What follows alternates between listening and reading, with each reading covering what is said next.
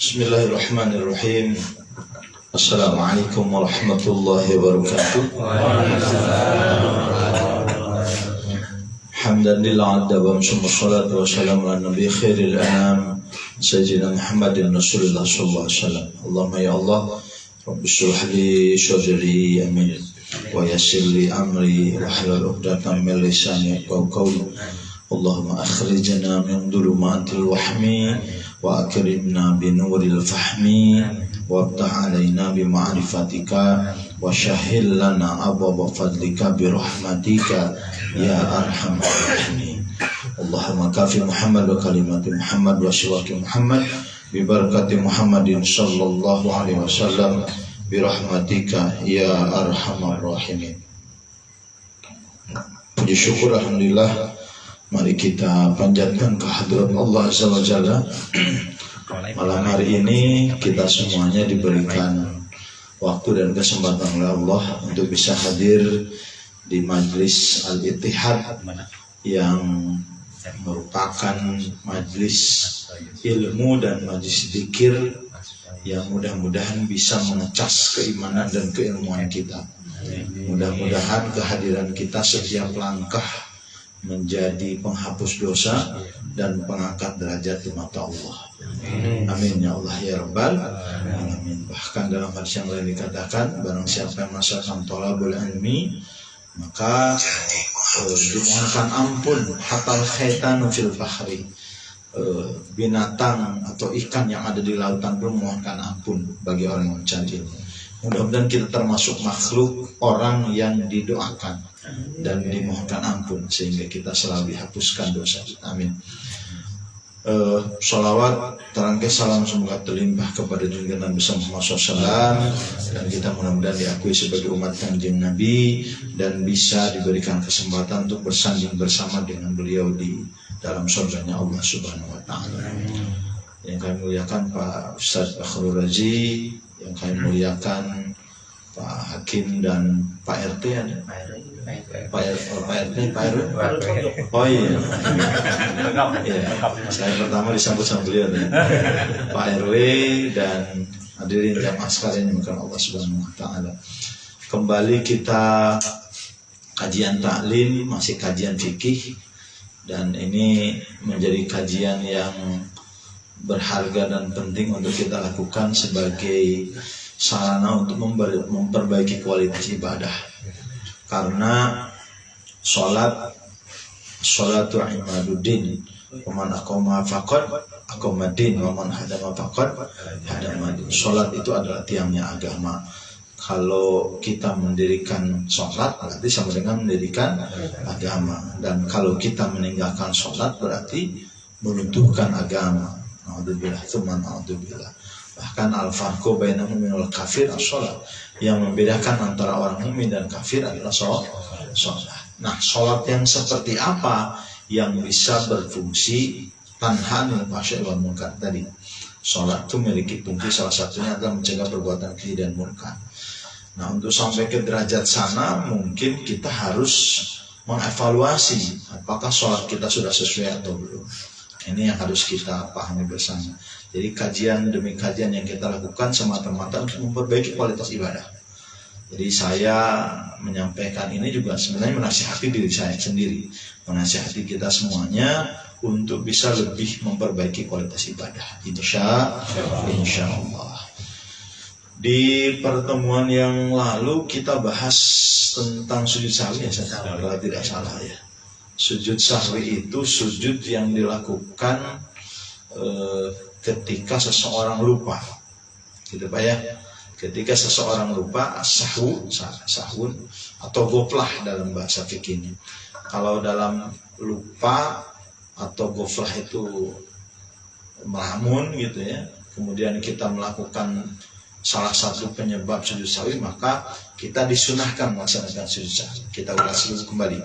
Kemarin yang menjadi penyebab sujud sahwi ada berapa? Oh iya betul Pak, betul. Saya ulas lagi. Ada 4 kemarin Pak ya. Yang penyebab seseorang disunahkan melaksanakan sujud sahwi. Kita buka dulu kamusnya Pak.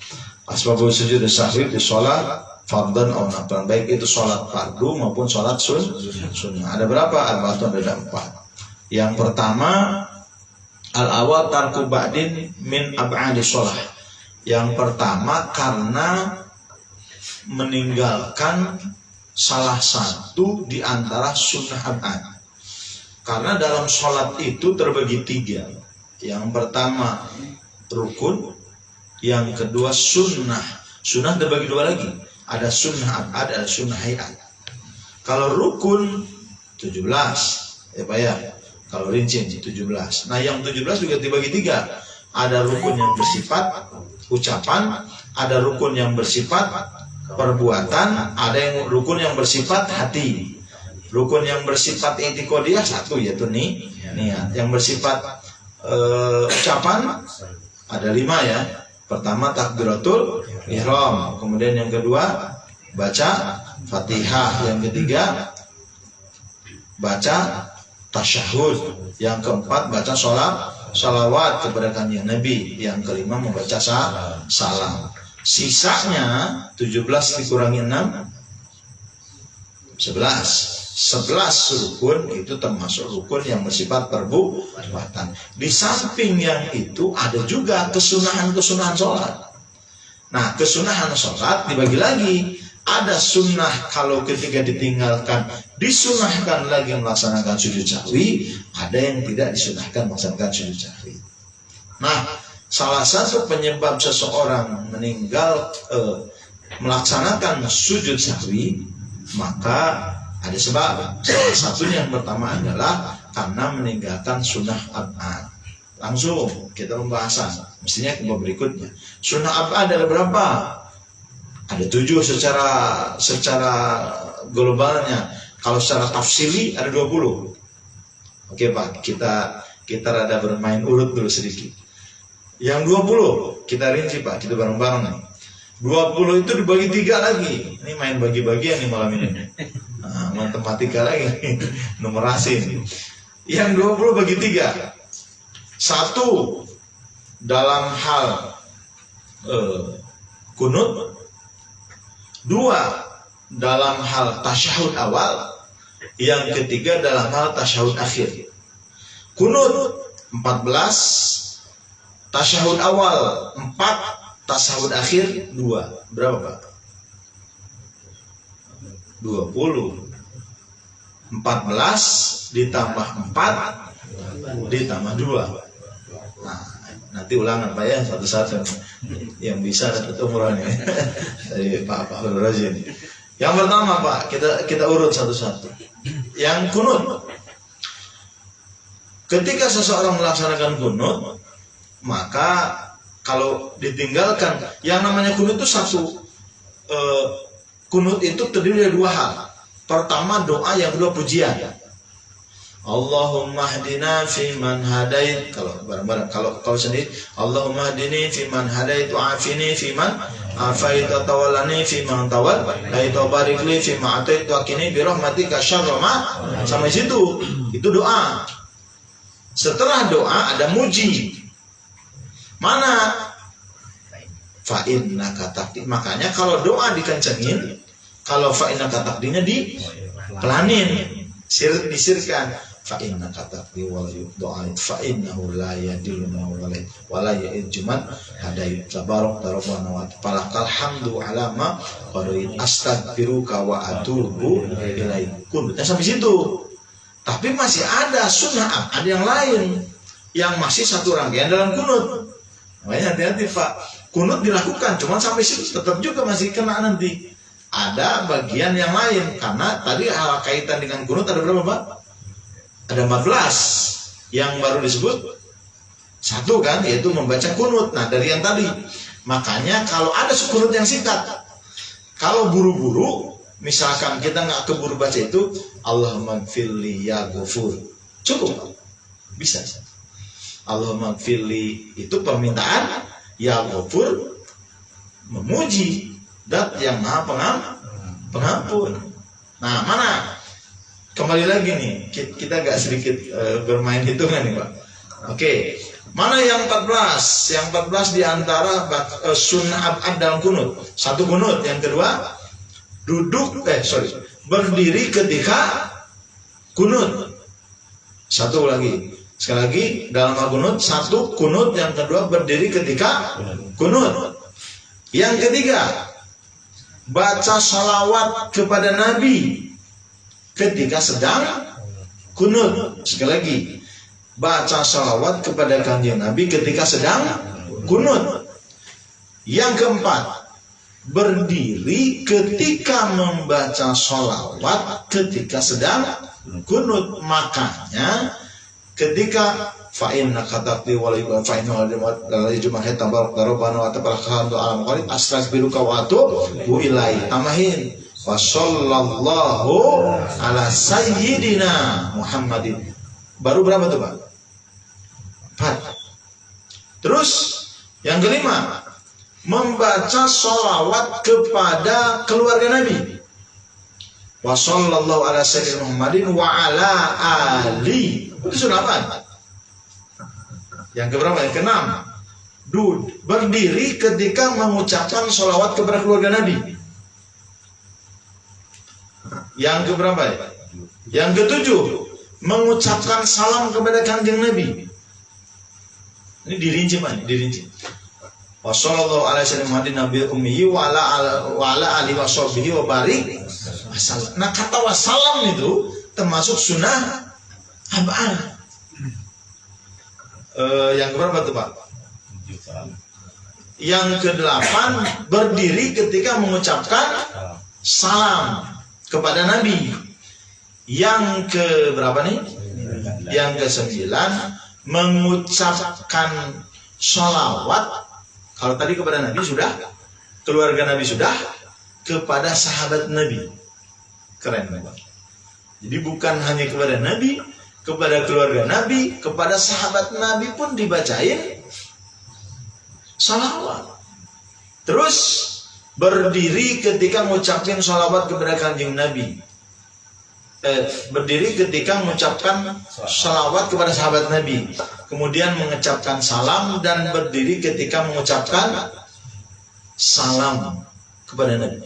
Itu semuanya termasuk bagian dari sunnah abad sholat. Berarti kalau si imam kunutnya Allahumma hdini fi man hadaitu afini fi man afaitu wa tawalani fi man tawalait wa barik li fi ma ataitu wa qini bi rahmatika syarra ma qadait fa innaka taqdir fa innahu la yadimu talajum hadait tabarak rabbana wa tabarakahdu al muqaddim astaghfiruka wa atubu ilaihi. Allahu akbar. Sunnah melaksanakan apa? Sujud sahwi. Karena ada bagian dari sunnah abad yang tertinggal. Baru berapa tuh? Baru dalam kunut. Yang berikutnya dalam tasyahud. Yang namanya tasyahud itu satu rangkaian, bukan hanya at-tahiyat saja. At-tahiyatul mubarakatus salawatut thayyibatu lillah. Bukan sampai situ doang, tambahin assalamu alayka ayyuhan nabi wa rahmatullahi wa barakatuh. Assalamu alayna wa ala ibadillahi sholihin. Asyhadu an la ilaha illallah wa asyhadu anna muhammadar rasulullah. Sampai situ Pak. Itu sunnah apa? Dalam tasyahud awal. Kalau tasyahud akhir rukun. Berarti kalau sholat duhur misalkan kita melaksanakan sholat duhur, mestinya 2 rakaat kan tasyahud ya? Ya Pak ya? Lupa, tidak mengakibatkan batal, tapi ditambah dengan sujud sahwi karena itu merupakan sunnah. Ada pertanyaan Pak? Monggo Pak. Lanjut. Nah, ini masih pusing nih kan. Masih belum singkat nih. Minum dulu Pak, minum dulu. Oke, lanjut. Tasyahud awal. Kemudian duduk ketika tasyahud awal, mengucapkan sholawat kepada Kanjeng Nabi ketika tasyahud awal. Makanya sampai tadi asyhadu alla ilaha illallah wa asyhadu anna muhammadar rasulullah. Allahumma sholli ala sayyidina Muhammad wa ala ali sayyidina Muhammad. Kalau tasyahud awal mah sampai Allahumma sayyidina Muhammad cukup. Tapi kalau dalam tasyahud akhir ada sunnah abad yang dua, yaitu membaca sholawat kepada Kanjeng Nabi ketika tasyahud akhir dan duduk ketika tasyahud akhir. Nah, kalau yang tadi, yang 7 tadi, kalau secara global, yang 20 kalau dirinci tadi tertinggal salah satu, maka ada konsekuensi ditambah dengan sujud sahwi.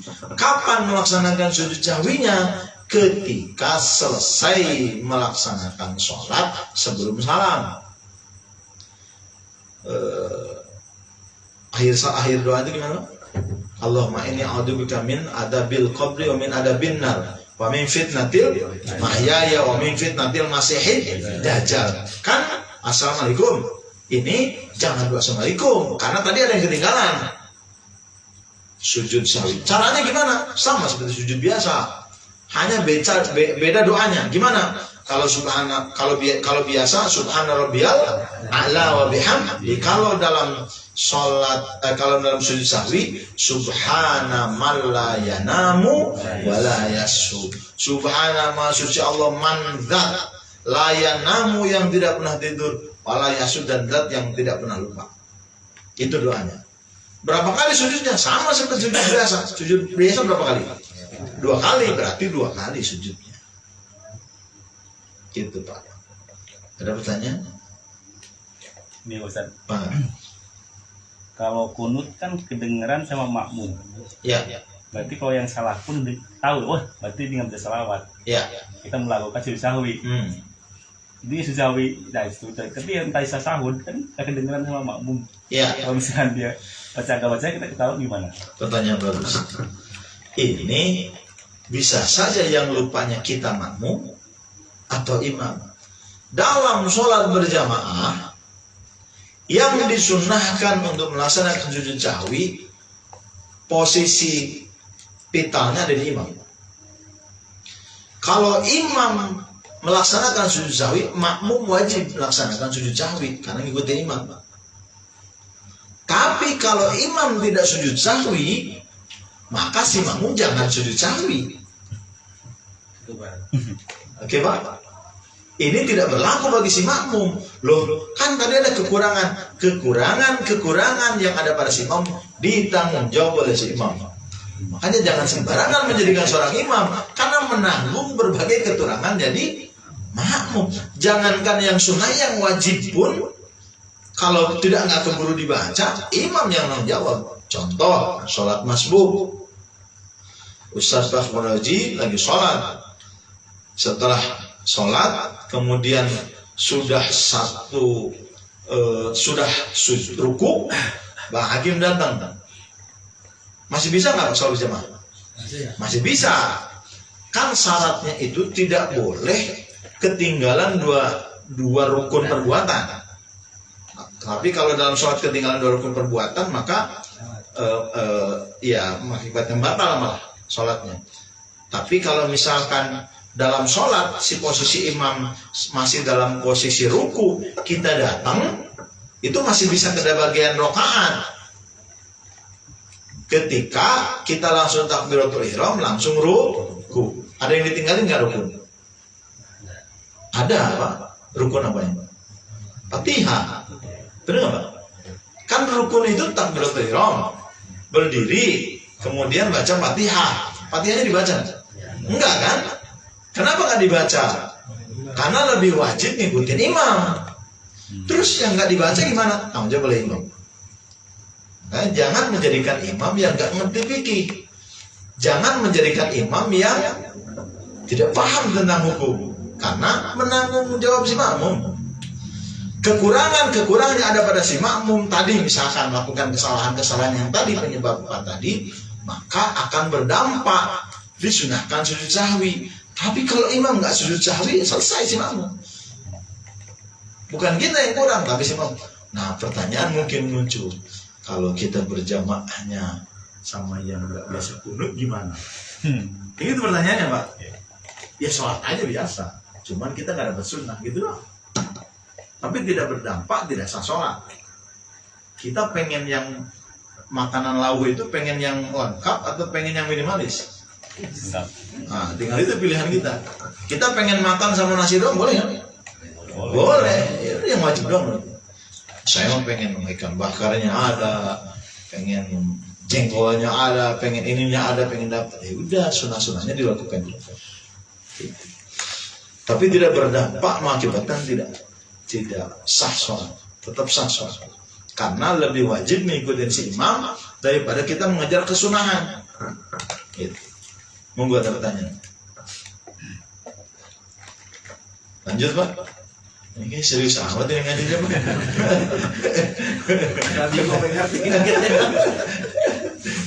Ini sehari-hari, Pak ya. Tapi masya Allah ya kadang-kadang ada hal-hal saja.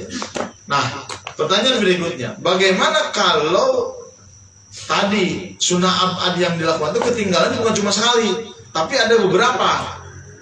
Misalnya langsung ke penyebab sujud sahwi yang berikutnya deh, biar lebih jelas. Yang kedua, yang menyebabkan seseorang disunahkan sujud sahwi adalah fa'lu ma yubtilu amruhu wa la yubtilu sahwuhu idza fa'alahu nasiyan. Artinya gini, melaksanakan sesuatu perbuatan yang kalau disengaja batal, tidak disengaja tidak batal. Sekali lagi, Pak. Melakukan suatu perbuatan kalau sengaja batal, kalau tidak disengaja tidak batal. Saya tanya, minum boleh nggak? Boleh lah, maksudnya nggak boleh. Saya juga mau minum. Kalau dalam sholat minum nggak boleh. Kalau kita nggak lupa, tapi kalau lupa nggak batal. Cuman aneh aja, masa dia lupa minum dulu kan ya? Aneh kan, Pak ya? Aneh ya? Tapi kalau makan mungkin nggak, Pak? Mungkin kalau makan permen, ya Pak ya? Makan permen karet. Allahu Akbar. Lagi sholat, terus aja makan permen. Karena kita kadang-kadang lupa gitu, kita makan permen, lanjutin sholat. Kalau lupa mah nggak masalah. Tapi astagfirullahaladzim, kan lagi sholat, kok makan permen, tapi udah habis. Tambah dengan apa tadi? Sujud sahwi gitu. Tapi kalau disengaja batal. Ada nggak melakukan perbuatan yang disengaja tapi tidak batal? Tadi kan kalau sengaja batal, tidak disengaja tidak batal. Ini disengaja melakukan perbuatan tapi tidak batal. Ada nggak? Ada, menoleh yang pertama, yang kedua melangkah, tapi tidak boleh lebih dari 2 kali. Allahu Akbar. Tidak batal, Pak, sholat. Menoleh, walaupun disengaja. Yang penting apanya? Dadanya yang tidak boleh bergeser. Karena dalam sholat itu yang dihitung mustaqbilal Ka'bah atau mustaqbilal kiblatin apa, Pak? Dada, bukan muka.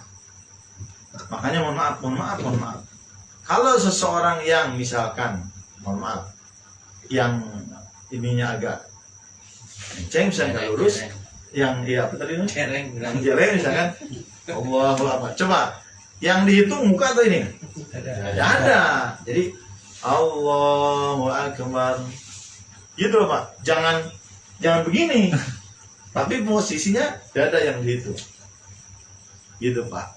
Nah, kalau menoleh tidak mengakibatkan batal. Sengaja benar ya? Walaupun sengaja. Tapi masa iya lagi sholat menoleh kan itu pertanyaannya. Kalau bocah mau ajar bocah. Bapak-bapak saling lirikan mata, nyanyi nanti bahaya. Sholat lirik, tapi tidak. Atau melangkah. Tapi melangkahnya hati-hati, jangan lebih dari 2 kali gerakan. Nah makanya nanti di hal yang membatalkan sholat itu termasuk ada perbuatan yang dilakukan lebih dari 3 kali gerakan. Ini nanti kita bahas setelah pembahasan sujud sahwi rukun 4 ini, ada pembahasan yang khusus tentang batal sholat. Seharusnya itu. Tapi kalau melakukan 2 langkah saja itu tidak mengakibatkan batal. Contoh, kita lagi sholat, di depan ada yang kosong. Boleh tuh kita maju. Walaupun kita mesti sholat, hanya majunya pun harus hati-hati. Kalau Imam Syafi'i itu Pak, salah satu mazhab yang sangat hati-hati banget. Hati-hati banget Pak. Kita mau garuk aja nggak garuk sembarangan kan? Kita gagal di sini, boleh nggak garuk? Boleh, tapi hati-hati gerakannya. Nih Pak, set di sini. Boleh, walaupun ini 100 kali begini. Tapi kalau sudah begini, 1, 2, 3, nah ini lain nih ceritanya. Itu bisa batal sholat. Lagi sholat, benerin peci. Habis sholat, benerin peci. Batal itu Pak. Berapa kali itu Pak? 1, 2, 3. Oh batal itu Pak. Batal itu. Karena lebih dari 3 kali gerakan. Gitu. Tapi kalau hanya atau misalkan melangkah karena ada langkah yang kosong, 1 berhenti, 1 boleh. Cuman kalau mazhab yang lain Pak, loncat Pak. Ada anak bawa anak dulu, gendong dulu. Saya pikir mau mengawali lagi sholat, lanjutin sholat. Kalau kita lagi di sana tuh di Mekah atau di Madinah itu kan dari berbagai macam wilayah daerah kan Pak, daerah macam-macam itu Pak. Kalau yang mazhab Syafi'i itu biasanya lebih hati-hati Pak. Ada yang mazhab lain bahkan melebihi menurut kita tuh gerakannya lebih dari 3 kali gerakan. Ya iyalah, gendong anak terus masukin ke gendongan, kita lanjut sholat lagi, itu berapa kali coba gerakan. Tapi kalau mazhab Imam Syafi'i lebih hati-hati, tidak boleh lebih dari gerakan yang dilakukan 3 kali. Yang kedua itu Pak tadi. Jadi yang kedua dalam hal sebab sujud sahwi itu adalah melakukan sesuatu yang tidak membatalkan kalau tidak disengaja dan batal kalau disengaja. Contoh. Dalam sholat itu ada rukun yang qasiro, ada yang rukun yang tawil. Ada yang sunnahnya singkat, ada yang sunnahnya panjang. Yang sunnah singkat misalnya adalah i'tidal. Kemudian duduk di antara 2 sujud.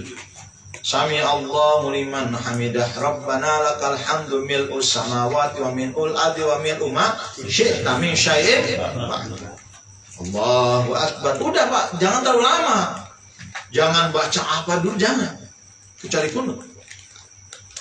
Yang lain, lama ini doa apa gitu ya. Tambah dengan sujud sahwi.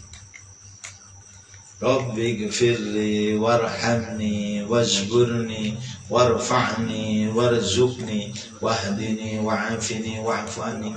Allahu akbar. Itu termasuk rukun qasirah tuh. Panjang ini, lama di situ. Tambahin lagi doa yang lain. Ketika ditambahin lagi dengan doa yang lain, kemudian mengakibatkan yang mestinya dibaca pendek ini panjang durasi waktunya, maka tambah dengan sujud sahwi. Yang keberapa itu Pak? Yang kedua. Yang ketiga, naqlu ruknin fi ghairi mahal. Memindahkan rukun yang bersifat kauliyah tapi bukan tempatnya. Tadi rukun kauliyah ada berapa Pak? Ada 5. Takbiratul ihram, baca Fatihah, baca tasyahud, baca sholawat, salam. Fatihah dilakukan sambil berdiri. Takbiratul ihram dilakukan sambil berdiri. Tasyahud, sholawat dan salam dilakukan sambil duduk. Ini lagi ruku baca Fatihah, lagi sujud baca Fatihah, mungkin nggak Pak? Mungkin. Kan disunahkan, boleh agak memperpanjang sujudnya ditambah dengan doa. Doanya apa aja boleh, yang penting tidak dilafadzkan. Yang dilafadzkan itu doa-doa yang dicontohkan oleh Nabi. Tapi kalau doa yang lain dibaca boleh, tapi tidak dilafadzkan. Ya Allah, udah tanggal segini maka ditagih mulu, ya Allah bukain pintu rezeki, boleh Pak. Tapi kalau dikencengin batal sholatnya karena mengeluarkan suara. Oh jangankan begitu, cuma bilang kok batal sholat. Apalagi kalau doa apanya, ya Allah mudah-mudahan rezeki saya banyak, batal. Tapi kalau tidak diucapkan mah boleh. Nah, ketika kita mengucapkan doa sambil kita meneteskan air mata, anteng, asik, diakhiri dengan Al-Fatihah. Padahal kita Fatihah dibaca ketika sedang berdiri. Tambah dengan sujud sahwi. Oke. Ada pertanyaan dulu, Pak? Nah, Mangga. maaf, nanya nih, yang tadi kan kita sedang sholat makan batal ya, sengaja atau sengaja. Jadi misalnya kita habis makan ya, terus ada sisa makanan tuh. Ya. Nah, terus pas kita habis sholat, tiba-tiba itu Luar. Bahasa Inggrisnya itu cehil ya Pak ya? Bahasanya cehil. Sisa makanan yang kita makan. Iya.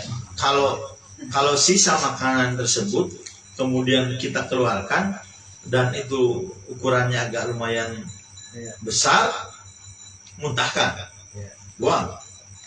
Tapi kalau telan aja lah, kan cuma sedikit, hati-hati bisa jadi batal. Apalagi kalau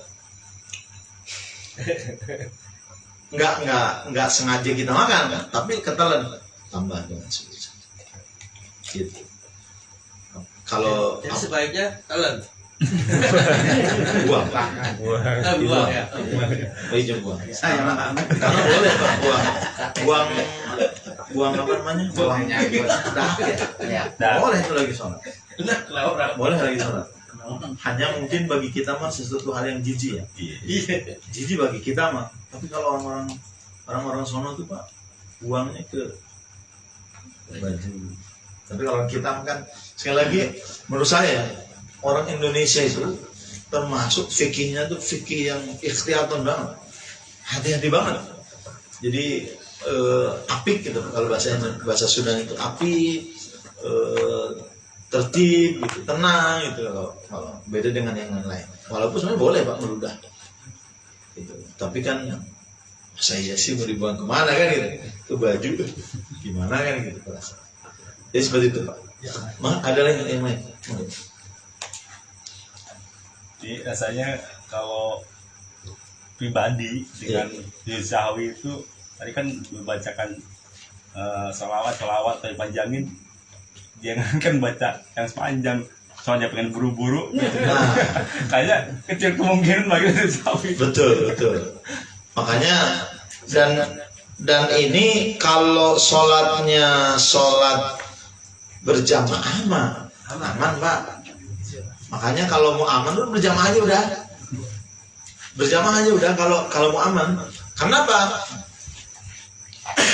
Sholat 27 derajat. Kekurangan ada yang nanggung. Sendiri munfarid pahalanya 1. Udah gitu kekurangannya kita yang nanggung. Kan gitu Pak. Makanya udah mendingan sholat berjamaah. Tapi ketika sholat sendiri kita melakukan hal-hal yang tadi disebutkan, maka sujud sahwi lah dilakukan. Saya emang nggak mau sujud sahwi. Ya udah berarti nggak dapat pahala itu gitu aja. Karena kan sunnah hukumnya, bukan termasuk rukun Pak, termasuk sunnah saja. Terus, nah hati-hati juga Pak. Ini kalau tidak paham tentang fikihnya, bisa dibilang aliran sesat lah Pak. Bener nggak Pak? Loh kok Ini salah masih sujud aja nih. Ini aneh nih. Padahal bukan aneh karena dia nggak ngaji. Makanya ngaji. Ternyata ada hal yang tertinggal. Makanya sujud sahwi. Karena kalau makanya jarang Pak. Sujud sahwi itu jarang. Jarang banget. Karena apa? Karena si imam yang nanggung jawab udah. Kekurangan-kekurangannya imam aja yang tanggung jawab. Prinsipnya gitu. Kalau imam juga ternyata melakukan kesalahan tersebut, yang tadi penyebabnya 4, dan yang keempat adalah iqa'ur ruknin fi'liyin ma'a ihtimalil ziyadah. Jadi menambah, yang keempat itu menambah rukun perbuatan. Misalkan gini, ini 2 atau 3 aja sholat maghrib, ini sudah 2 atau 3 rakaat, kan bimbang gitu kan. 2 atau 3, ambil yang paling sedikit 2 rakaat, tapi tetap kita ragu, tapi perasaan saya 3 tadi, udah aja 2 aja dah. Nah setelah selesai tambah dengan sujud sahwi. Kecuali seandainya nggak sujud loh, yang nggak dapat pahala sujud sahwi, nggak dapat pahala, tidak membatalkan sholat. Tidak membatalkan sholat, karena itu hukumnya sunnah saja. Hanya kesempurnaan ketika kita melakukan hal yang tidak sempurna, ingin disempurnakan, itu penyempurnaannya adalah melaksanakan sujud sahwi. Sekali lagi, hal namanya juga sujud lupa. Jadi jarang Pak, jarang dilakukan. Makanya mungkin udah pernah Pak belum Pak kita sholat yang melakukan sujud sahwi? Hampir nggak pernah kan? Berarti imamnya hebat, ingat terus berarti. Kalau lupa semut. Iya, atau bisa juga begini. Kata si imam, harga diri gua nih. Kan yang tahu imam kan. Walaupun kurang biarin aja, gua nggak sujud sahwi. Ya udah imam yang nanggung gitu kan. Tapi kan sekali lagi itu bagian dari kesunahan, bukan berakibat tidak mengakibatkan batal sholat. Makanya, saya mau agak sungkan ya sholat berjamaah subuh. Kenapa? Dia mau nggak pakai kunut. Jangan sampai begitu. Berjamaah aja Pak, itu lebih hebat, lebih dahsyat. Cuman akan lebih hebat kalau kita berjamaah dengan yang kunut. Kalau nggak ada ya udah lakukan dengan yang tidak kunut. Akhir doa yang minimalis. Gimana tadi Pak? Allahumma gfirli ya ghafur. Allahumma gfirli ya Allah, ampuni aku dan mohonkanlah ampun. Ya udah, kekurangannya saya paksain kepada aku, mudah-mudahan saya dapat kesusahan dari yang lain. Walaupun bagi saya, bagi kita tentu, karena kita penganut mazhab Imam Syafi'i, kejar memang yang ada kesunahan-kesunahan yang bisa kita dapat. Karena memang cukup besar poin untuk Pak, ada 20, dari 20 14 untuk hal yang terkait dengan kunut. Mengangkat tangan disilakan. Mengangkat tangan dalam sholat ketika kita berdoa itu kan, kalau di luar sholat itu sunnah mengangkat tangan, begitu dalam sholat. Hanya kalau di luar sholat itu disunahkan diakhiri dengan menutup wajah, tapi kalau dalam sholat tidak disunahkan. Jadi kalau di luar sholat kita doa, Allahumma gfir lana ya ghafur, Allahumma gfir li walidayya warhamhuma kama rabbayani shaghira. Kan gitu Pak, sunnah. Tapi kalau di luar sholat, kalau di dalam sholat tidak disunahkan. Jadi setelah kunut kan doa tuh, Allahumma dini fiman hadaitu, afini fiman afaitu, tolong fiman, dan seterusnya. Wassallallahu nabi umi wa barik wasallam. Udah tuh. Nah, itu nggak usah musab, tidak disunahkan kalau dalam sholat. Langsung saja kita sujud. Sallallahu alaihi wa sallam barik wasallam. Allah. Makanya si imam itu harus benar-benar bijak.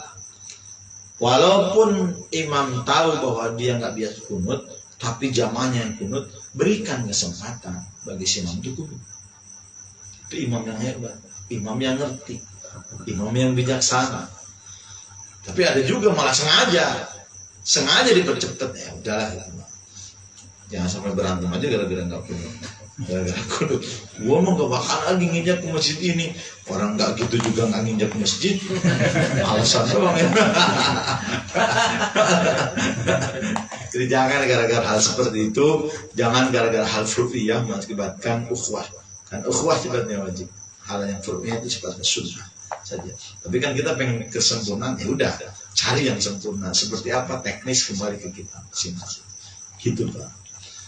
Dan bisa juga kan ketika kita berjamaah dengan yang tidak kunut, lantas kita kunut masbuk 1 rakaat, yang keduanya kunut, boleh kan Pak ya? Nah, boleh kita diakhiri dengan kunut. Iya, ada juga yang nggak ya udahlah nggak apa-apa, jangan sampai karena berjamaahnya malah dapat pahala yang gede. Saya enggak, pokoknya pengen sendiri biar kunut, ya udah 1 pahala. Jadi jangan sampai berantem, jangan sampai masalah, jangan sampai menimbulkan polemik hanya gara-gara kesunahan tadi. Masih ada Pak Monggo? Ini agak-agak detail, agak-agak serius ya. Masih ada Pak Monggo? Kalau tidak ada, masih ada waktu panjang. Kita masuk ke bab yang baru nih. Lanjut Pak? Lanjut. Baik. Tidak, masalah sujud sahwi udah clear ya. Sunnah abad udah clear ya. Selain sunnah abad, kalau ada bacaan-bacaan dan gerakan-gerakan yang lain itu masuk dalam sunnah hay'ah. Artinya sunnah yang tidak disunahkan ketika ditinggal melaksanakan sujud sahwi. Itu aja Pak prinsipnya. Jelas Pak ya? Baik. Langsung ke materi pasal yang berikutnya tentang faslun tentang sesuatu hal yang membatalkan sholat. Nah, ini seru nih Pak. Karena ini kaitan sehari-hari, jangan sampai kita sholat tapi ternyata nggak jadi sholat kita. Ada 2 Pak, batal atau rusak. Bedanya apa? Kalau rusak setelah kita mengerjakan ternyata ada hal yang dapat merusak semuanya, walaupun sudah dikerjakan harus diulang dari nol. Kalau batal mah mau sebelum ataupun sedang ya sudah berhenti. Gitu bedanya. Walaupun batal dan rusak sama aja, mengakibatkan sholatnya tidak boleh. Ada berapa hal yang membatalkan sholat? Yang membatalkan sholat ada 14. Ada 14 Pak yang membatalkan sholat. Tapi ada juga menurut pendapat yang lain ada lebih rinci. Kita ambil yang umum dulu.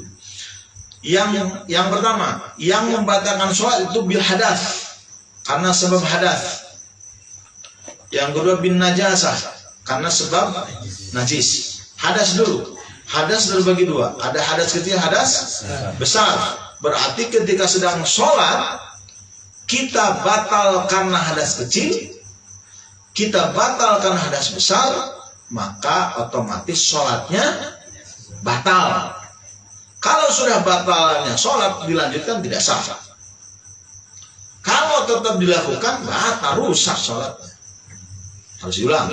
Satukan hadas. Misalnya gimana? Nah, tinggal kita lihat mana yang membatalkan wudhu.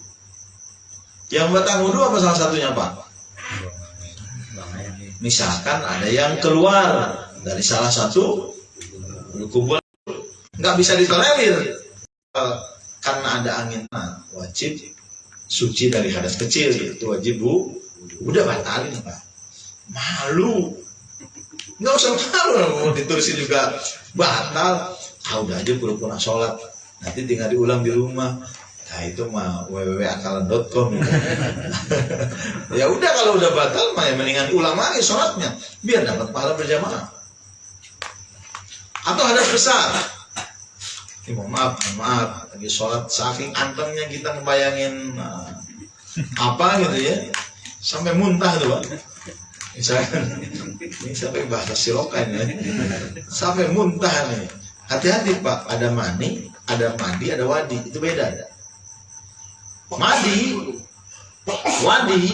itu keluarnya najis, cukup dibersihkan saja, tidak wajib mandi besar. Tapi kalau mani wajib mandi besar, dan air maninya tidak najis, walaupun bentuknya hampir sama. Bedanya keluarnya. Apa bedanya? Ini agak sedikit seksi nih Pak. Kalau air mani itu sesuatu yang keluarnya dan ketika keluar terasa enak. Baunya seperti bau pandan. Nggak usah jelasin, itu udah tahu ya. Nah, keluar kita, maka batal sholatnya. Kemudian wudunya batal nggak? Wudunya nggak batal, Pak. Sekali keluar air mani itu tidak batal wudu, tapi batal sholat. Kenapa batal sholat? Karena ada hadas besar. Nah, kalau wadi dan madi bedanya apa? Walaupun bentuknya hampir sama, bedanya kalau wadi atau madi itu biasanya kalau habis kerja berat, capek banget, tiba-tiba keluar dan rasanya tidak enak.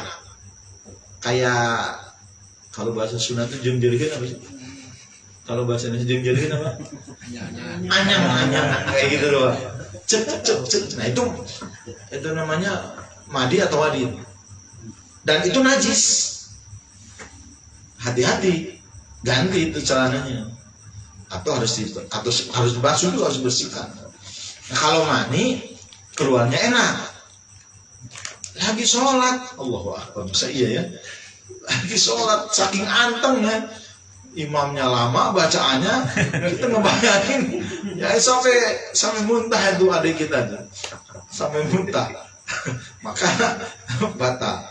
Nah, cirinya tadi keluarnya enak. Bahkan lagi tidur pun keluar kerasa, benar nggak? Keluar air mani, kalau lagi tidur mimpi misalnya, kerasa nggak Pak? Kerasa Pak, nggak mungkin nggak kerasa. Pasti sadar.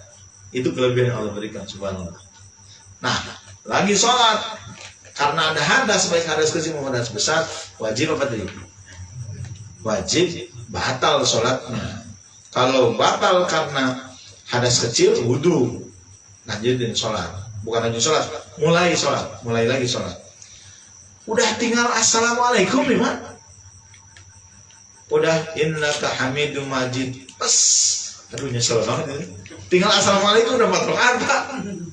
Pas keluar assalamualaikum, pas udah assalamualaikum, aduh, ulang lagi dari nol, gitu Pak.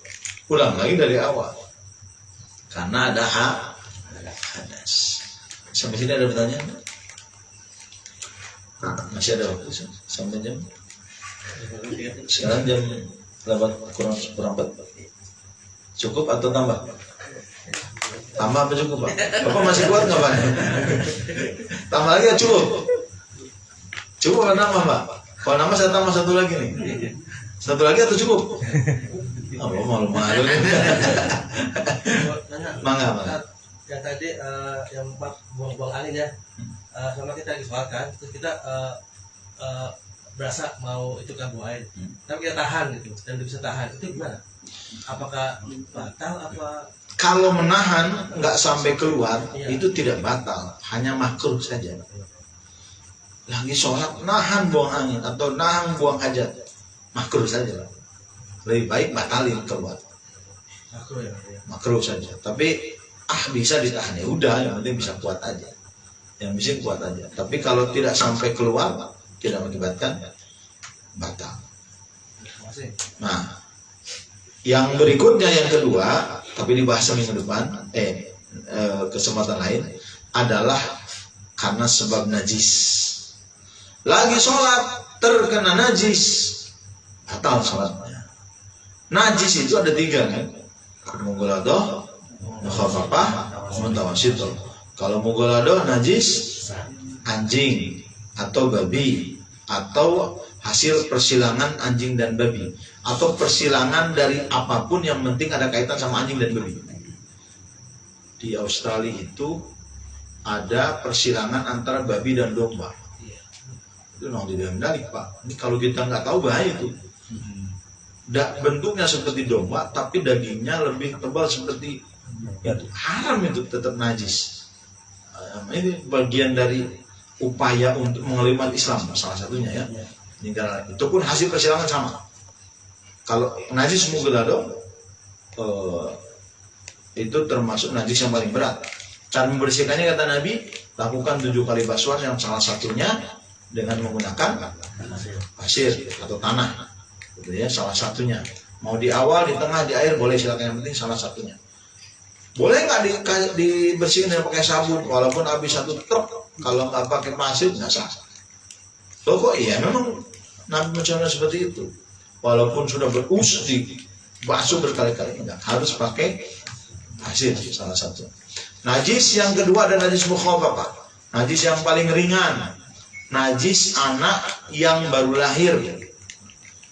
Atau najis anak perempuan atau najis anak laki-laki yang baru usia 1 minggu. Itu termasuk najis. Cara membersihkannya cukup dicitratin aja udah cukup. Kalau kita kena. Yang ketiga ada najis mutawasiltoh, najis yang pertengahan. Contoh, kotoran hewan, kotoran manusia, bangkai dan seterusnya. Itu najis mutawasiltoh. Mutawasiltoh terbagi 2 lagi. Ada najis mutawasito yang bersifat ainiyah, ada najis mutawasito bersifat hukmiyah. Bedanya apa? Kalau najis mutawasito yang bersifat ainiyah itu terlihat ada 3: ambe, rasa, bau, warna, rasa. Baunya ada, bentuknya ada, rasanya juga kelihatan. Itu termasuk najis mutawasito yang bersifat ainiyah.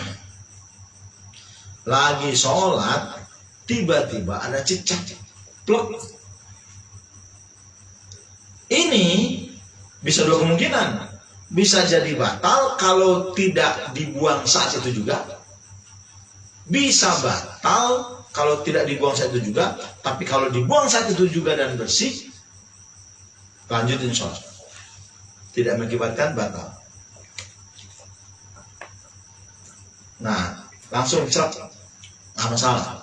Yang penting jangan sampai masih ada sisa najis. Kalau beletekan mah dari sini hilang, tapi di tangan masih ada. Nah itu hati-hati, tetap ada berarti batal. Ini alami ditambah gede. Atau nih hati-hati Pak. Mohon maaf. Celana, apa namanya, bahasa halusnya kencing nggak bisa? Bahasa halus, nah pipis deh, susah banget nyari halusnya. Pipis itu, kalau laki-laki kan, hati-hati ada cipratan Pak, ada cipratan. Nah cipratan yang nyampe ke sarung kita atau ke celana dalam kita, kalau itu masih dipakai bisa batal sholatnya, karena ada najis. Nah itu hati-hati banget Pak. Hanya nyiprat sedikit saja. Ini mah nggak kelihatan, cuman ada hangsernya. Ada Pak? Ada baunya. Nah itu nggak bisa dipakai, karena mungkin itu masih ada najis yang masuknya kategori najis mutawasito hukmiyah. Nggak kelihatan bentuknya, nggak ada bentuknya, tapi masih ada baunya. Goib.